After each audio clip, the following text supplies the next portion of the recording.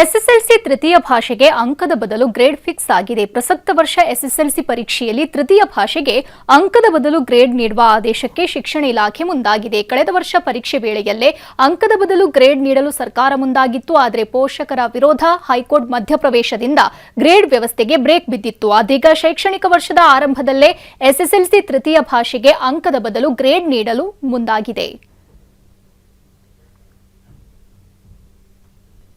SSLC ತೃತೀಯ ಭಾಷೆಗೆ ಅಂಕದ ಬದಲು ಗ್ರೇಡ್ ಫಿಕ್ಸ್ ಆಗಿದೆ. ಪ್ರಸಕ್ತ ವರ್ಷ ಎಸ್ಎಸ್ಎಲ್ಸಿ ಪರೀಕ್ಷೆಯಲ್ಲಿ ತೃತೀಯ ಭಾಷೆಗೆ ಅಂಕದ ಬದಲು ಗ್ರೇಡ್ ನೀಡುವ ಆದೇಶಕ್ಕೆ ಶಿಕ್ಷಣ ಇಲಾಖೆ ಮುಂದಾಗಿದೆ. ಕಳೆದ ವರ್ಷ ಪರೀಕ್ಷೆ ವೇಳೆಯಲ್ಲೇ ಅಂಕದ ಬದಲು ಗ್ರೇಡ್ ನೀಡಲು ಸರ್ಕಾರ ಮುಂದಾಗಿತ್ತು. ಆದರೆ ಪೋಷಕರ ವಿರೋಧ, ಹೈಕೋರ್ಟ್ ಮಧ್ಯಪ್ರವೇಶದಿಂದ ಗ್ರೇಡ್ ವ್ಯವಸ್ಥೆಗೆ ಬ್ರೇಕ್ ಬಿದ್ದಿತ್ತು. ಅದೀಗ ಶೈಕ್ಷಣಿಕ ವರ್ಷದ ಆರಂಭದಲ್ಲೇ ಎಸ್ಎಸ್ಎಲ್ಸಿ ತೃತೀಯ ಭಾಷೆಗೆ ಅಂಕದ ಬದಲು ಗ್ರೇಡ್ ನೀಡಲು ಮುಂದಾಗಿದೆ.